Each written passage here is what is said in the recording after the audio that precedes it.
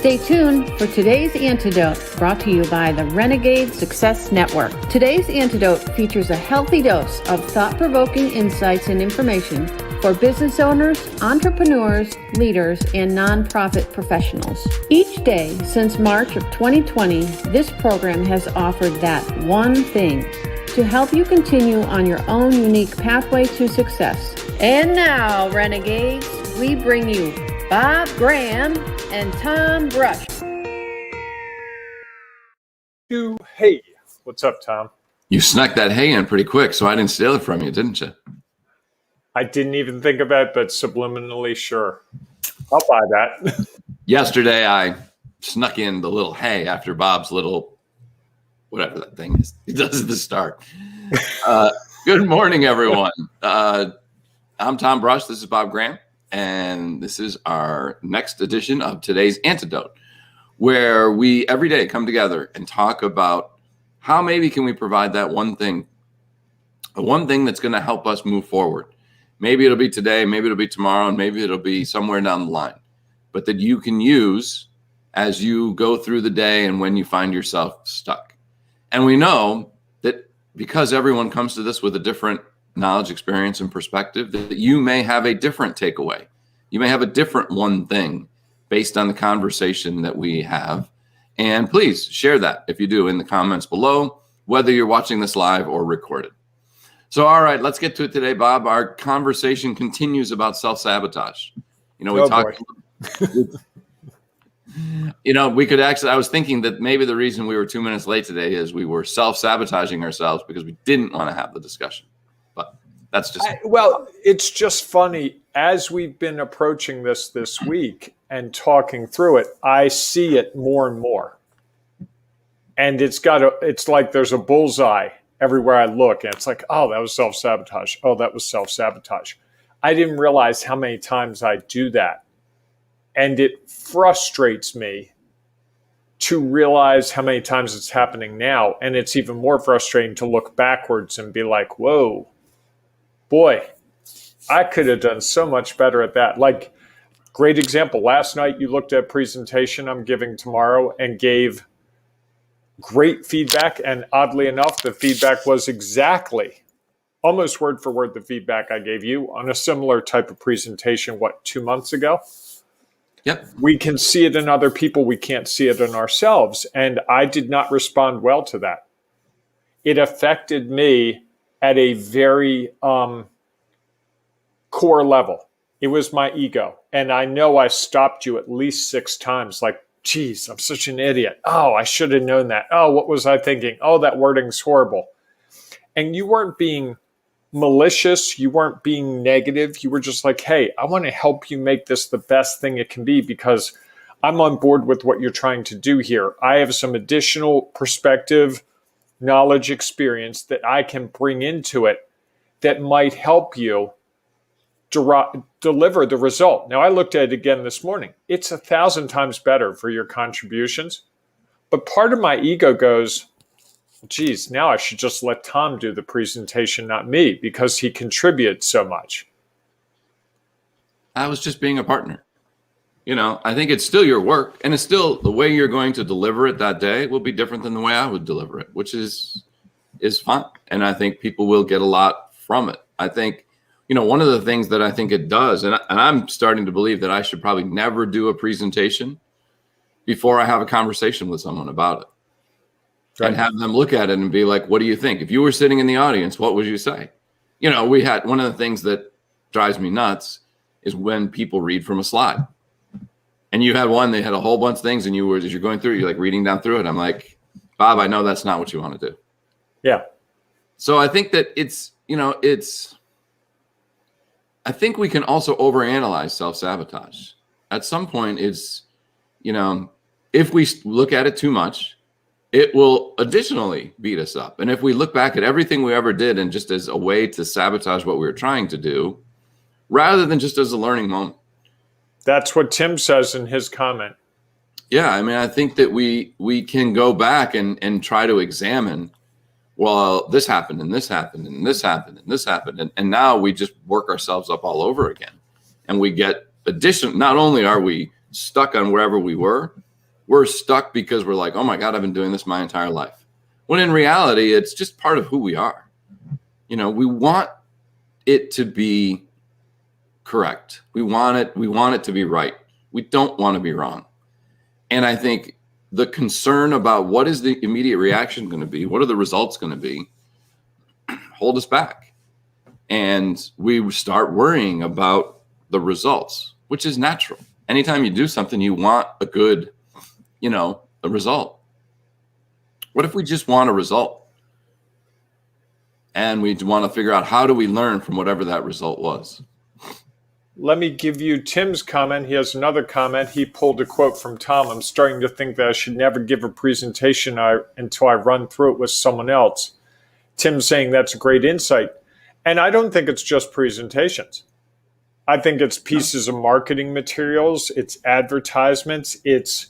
I'm amazed at how many times someone says to me, hey, can you take a look at my website before I launch it?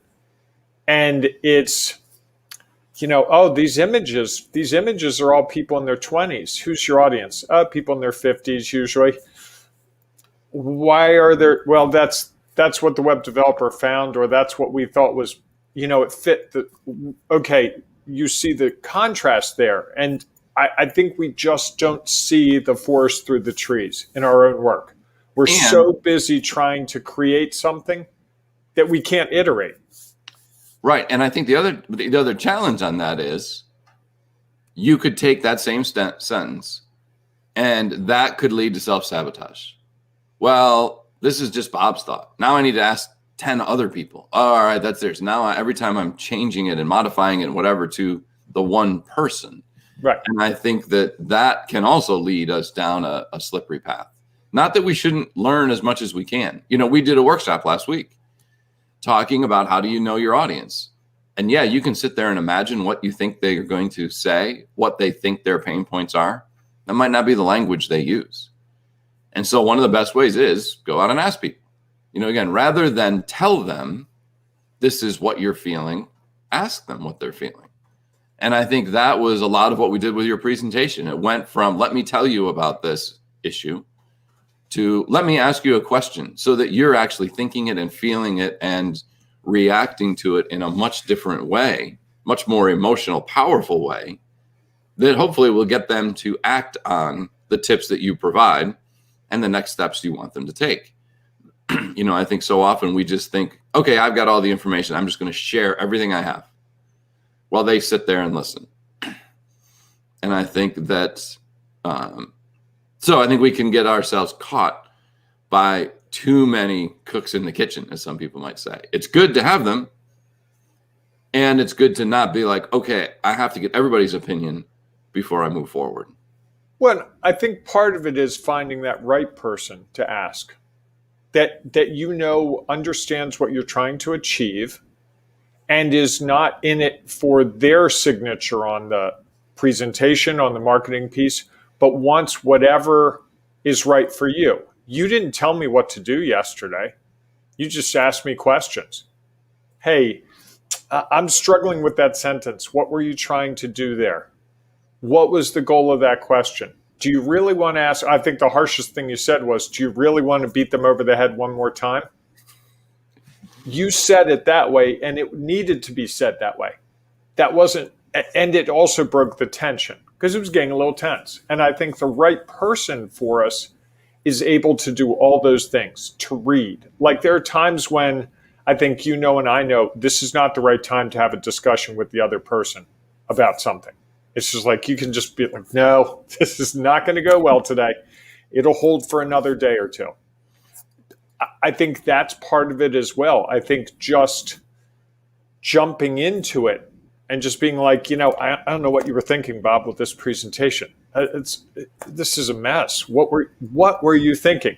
That accusatory, you failed attitude never seems to elicit a good response. But when you say to someone, hey, I looked at that, I spent some time with that, I thought about your audience, and I'm struggling with a couple things. Can I share those with you?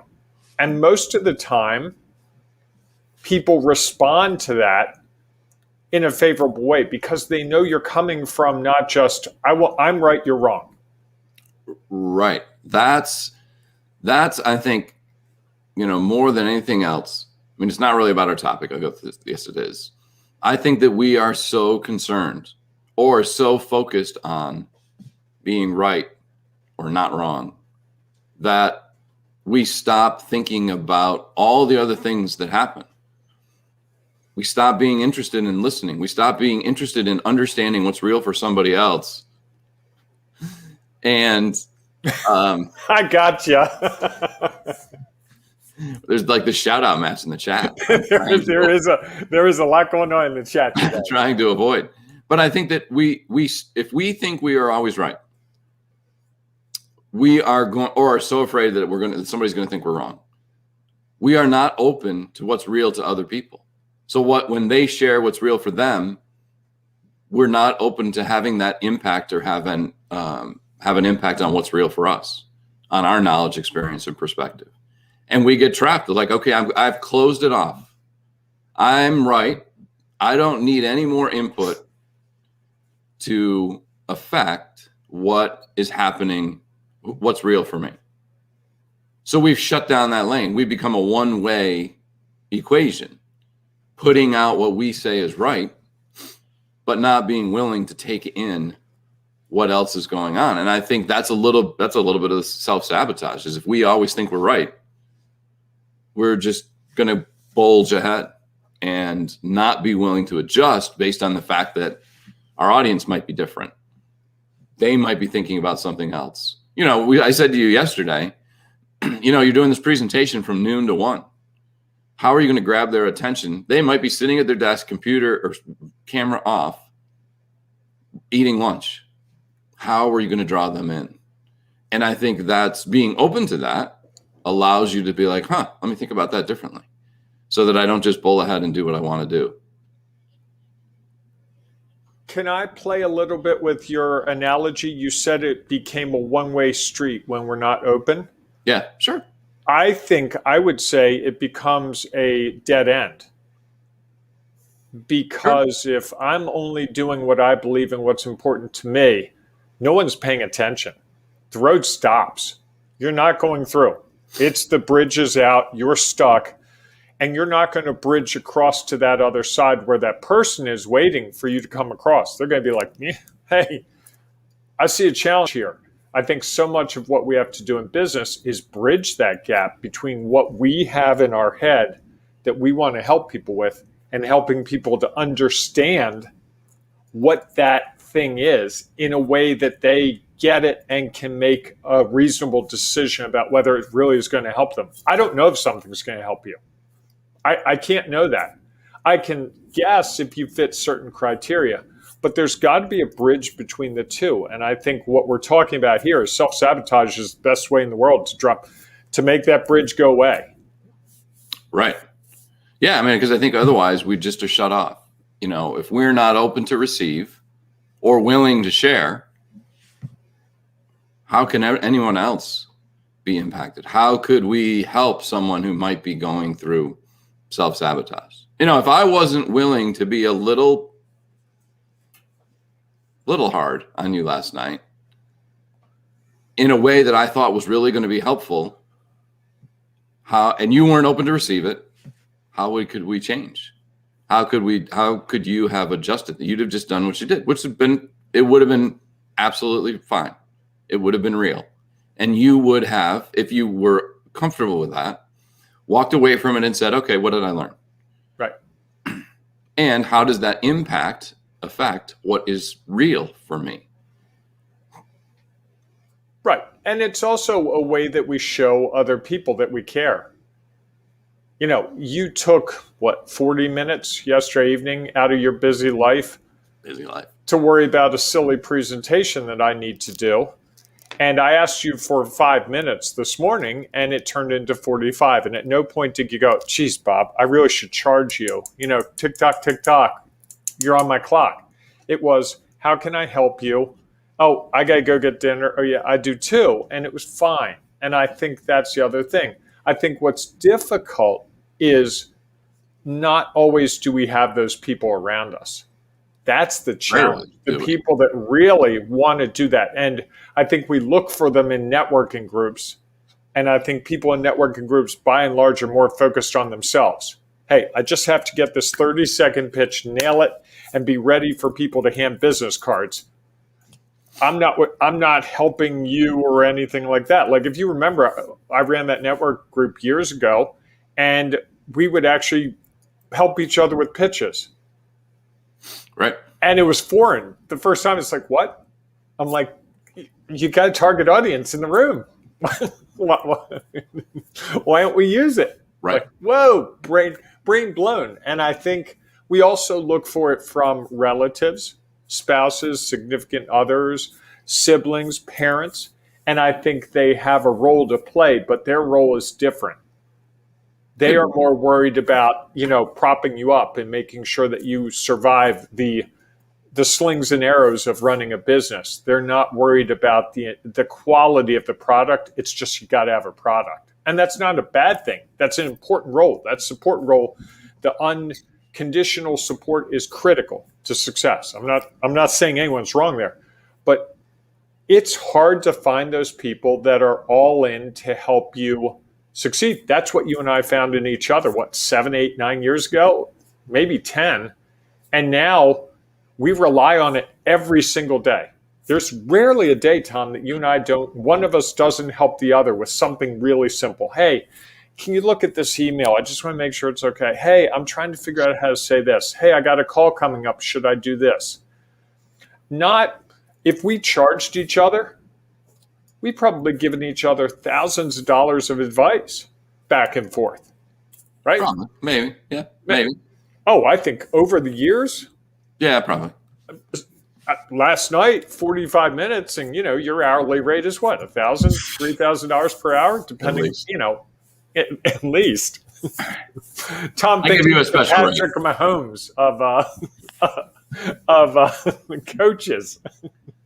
Yeah, I think it's one of those things that it is hard to do that. One, it's hard to find those people. Two, it's hard to be open to it. It's hard to be open to be like, okay, I'll listen and not listen to everybody. I think you made that point earlier, which I think was helpful, is that you need to find the right people who are doing it for the right reasons.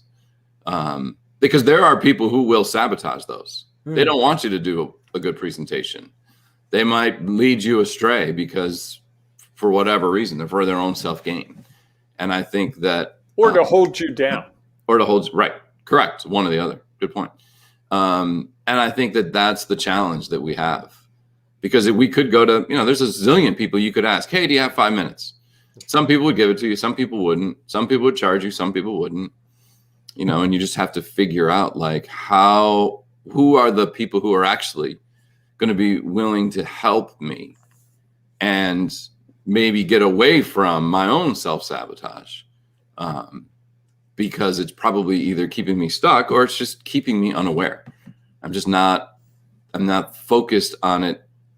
I'm focused on it here, not stepping back away. And again, that's the beauty of somebody who is like, I'm only invested in that presentation in the fact that it's important to you. Right. I'm not going to be there. It's, whatever it is, it's just, I was willing because you were doing it and it was important to you that I could try to help. And I think that is what we need to find. Those people who can do that for us. Let me throw up some more quotes. I got to stop saying throw up more quotes. That's bad phrasing. I've got to really catch that. Michael said, very well said. I think he's talking about your analogy about the one-way road from a two-way road with people. He said he was looking for a good way to put that. Thank you. And Tim says a Tom Brush quote. There's a zillion people you could ask to give you 5 minutes. There probably are a zillion people, but it's... Are there a zillion people in the world? No, I'm not even sure what a zillion is. It's, a number of billion are in the world, but not a zillion. But the thing is, most of them don't care, and most of them can't do what we need. And finding those that can, that will, and can also deliver it in the way we need it is critical. Right, because otherwise we're just going to continue to be either stuck Or, we're going to take, well, that opinion didn't seem right. Well, now I need to go to the next and the next and the next and the next. And at some point, we just have to give the presentation, right? Right. Like you could spend from now until Thursday, what is it, Thursday at noon? Yes. Asking for opinions. And likely you're going to be more confused than you were at the start. Yes. And it's a great way of self-sabotage. Correct. I could totally sink the ship with spending all day today asking people, hey, look at this slide deck. And someone goes, oh, I think it should be blue and this one should be red. And I don't know which the answer is. And then tomorrow morning, I ask 5 other people. And all those people weigh in. And I get to 11 o'clock tomorrow. And I'm taking 10 different suggestions and trying to make the best assessment, which frankly, at that point, I'm just doing what I think is right anyway. Right. You're almost right back to where you started. Right. That's why with the book I've been working on, I only showed it to 2 people. It was very intentional. It's like, these are the only 2 people I want to get feedback from. The last book I did, we showed it to 10 people, and we got some great feedback. The people were very generous with their feedback, but there was contradictory feedback. And I ended up being a official refereeing people who had a horse in the race. Like, well, I think it should be this and this. In the end, it was like, okay, if I had 2 opinions that were split, I just let it go and kept it the way it was. Because that was what was real for you. And easier than going back to those people and trying to find the bridge between them and understanding. And the tone of one of those people's comments was suggestive that they had a different vision. They were right from the start. Yeah, they wanted to be right. Yes. That's all right. So as we get closer to the end of this, what's your one thing for today, Bob? When you think about self-sabotage and how it affects us, what's your one thing? I think it is if someone is asking you the hard questions or taking you to the uncomfortable topics that you know you need to address, being more open to that person. It's a lot like, I don't know if you've ever done yoga, I'm sure you have, but when you do yoga and you're doing a difficult move for the first couple times and they say, breathe, keep breathing, you have to breathe into stretching your body more. When you do that, suddenly, you're able to touch your toes in a way you couldn't before because you're breathing, and each time you exhale, you're going a little further and further and further. I think it's the same thing in this regard in terms of you've got to go further towards your uncomfort. And the great thing about you is I can say it out loud to you and be like, Tom, this is really getting uncomfortable. This is not easy for me. And you know it long before I even say it, but we can talk through it. I think that's the other thing with people. If there's a way you can talk through it as you go through it, hey, this is really hard for me to do. I do a lot of presentations. I've gotten paid some good money to do presentations. Tom, you're now explaining to me some things that, I should know. I've taught 100 times. It's just awkward in that regard. So I think really being open to the person who takes you to that uncomfortable place and gets you to a new reality, a new aha moment of like, oh, wait, this opens up. Absolutely. Yeah. I think that's a really good point. And I think that's something that we constantly need to be thinking about is, like, where are we at? How are we going to make this move forward? Yeah, Tim says good about asking the hard question. And I think that would be my one thing is that I think self-sabotages us because we stop being real. It affects us in being real. We want to be right or we don't want to be wrong, one of the two. And I think that holds us back. That stops us from being our own authentic self, from walking down our own unique path. Now we're worried about, I have to be right for them. The reason you are asked to present, because you have some knowledge, experience, and perspective. So if you share what's real for you, hoping to impact what, affect their knowledge, experience, and perspective, it'll change for what's real for them. Not that it's right. It's just what is real for you. And I think as long as we stay open to what's real for me and what's real for you might be different. Actually, they are always going to be different. We have the opportunity to, have an influence on that. And when we close that down, now we are saying that we are right. And if we keep saying we're right, it's going to self-sabotage us even more. Here's the crazy thing, Tom. What you did to help that presentation was make it so it was going to better resonate with the audience so that they could access their reality around the topic. Yeah, you're going to challenge them to not what you can share a little bit of what you've experienced, and you're going to put it back on based on that. What have you experienced? Think about what has impacted you. When you've had this situation arise, how did you feel? How did the other person feel? So I think that it's always good for us to know not only and share what's real for us, but have an understanding of what's real for the audience. And I think that's something we don't always think about. We maybe have one side of the equation. We know what's real for us. And sometimes we think that's not real, it's right. Very rarely, I think, do people stop to think about is what's real for the person or the audience I'm in front of. Something for us just to consider. Okay. All right, folks. I've got to work on you and your internet. You seem frozen a couple of times. I don't know. Anyhow, either way, we're about to wrap it up, so it doesn't matter at this point. Good point. It's just more knowledge for me to take in and figure out. Thanks, everybody, for joining us today. If you enjoyed the conversation and you had a different one thing, please put it in the comments. We would love it. If you are not yet a member of our Ring of Renegades Facebook group, so if you're joining us for one of the first times, please join our group. We have conversations like this all the time where we try to help one another do things like figure out how you're self-sabotaging and how to avoid it, how to move forward from it, how to not get stuck in it. So please join us in that group. Just go to Facebook and search for Ring of Renegades. It is a private group, so you're just going to have to ask to join. And the only thing you have to do is tell us why you're a renegade. And then you can be a part of this growing community where we're providing support and people are sharing what is real for them.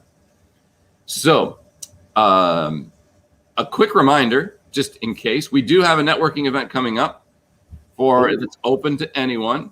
It's on Thursday at 4 o'clock, Thursday the 28th, 4 p.m. Eastern time. There's information about it inside the Ring of Renegades Facebook group. There is also, if you go to the renegadesuccessnetwork.com, you can sign up so you'll get the Zoom link so that you can join us. And it's a networking event unique to what we try to do, which is all about sharing what's real for us and getting to know what's real for the people in the room so that we connect, engage, and grow our network. So we hope we will see you then. If not, we hope we'll see you tomorrow morning, 8 a.m. Eastern time for our next edition of today's Antidote, or we'll see you inside the Ring of Renegades Facebook group. And I would say that if you are struggling, if you don't have someone to have a conversation with about presentations that you're doing or conversations that you're having, you might want to consider our Renegade Success Network, that we are actually changing the price at the end of the month, and you'll probably get an email from us telling us more about that. So maybe you want to jump in now. And here is some more information about that and how it has helped others figure out how to move forward and continue along their own unique pathway to success. Have a great day, everyone. We will see you soon. Are you struggling to make your vision a reality? Are you stuck and don't know what to do next? Are fear and doubt holding you back? The Renegade Success Network will help you determine the next steps on your pathway. Here is some of what you will get. Create your pathway call to start you on a better path. Unlimited laser solution sessions to keep you from getting stuck. Nurture your network events to build your network with other successful leaders. Monthly Renegade challenges to prepare you for what lies ahead. The Renegade Success Vault, giving you access to videos, tools, and tips on specific topics anytime you need them. And the Renegade Success Network community, an exclusive Facebook group of like-minded renegades, all working towards achieving their goals. You have a choice. Do it yourself and fumble forward slowly and alone. Or join the Renegade Success Network and be part of a community built to help you find your own pathway. Join today at renegadesuccessnetwork.com. Act now and jumpstart your journey on your own pathway to success.